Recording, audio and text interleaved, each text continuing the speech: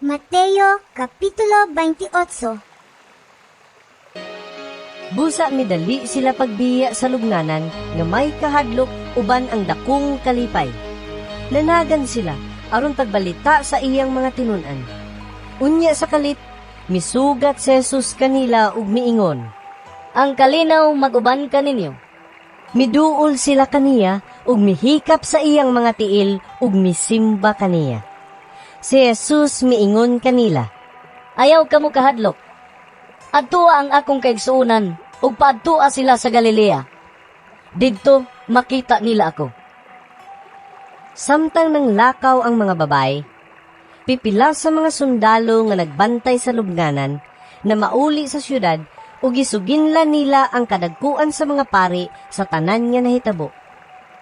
Unya ang kadagkuan sa mga pari nakigtagbo sa mga pangulo sa mga Hudiyo aron pagplano sa ilang buhaton.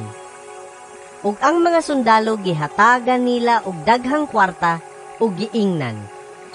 Ipanugilon ninyo nga sa pagkagabi, ang iyang mga tinun-an miadto sa lubnganan, ug gikawat nila ang iyang lawas samtang nangatulog kamo. Ug kun kini mahibawan sa gobernador, kami na'y mag-igo pagsulti kaniya, ug wala na kamoy angay kabalak-an. Gidawat sa mga gwardya ang kwarta ug ilang gituman ang gisugo kanila. Hangtod karon, mao kini ang balita nga gipakaylap sa mga Hudiyo.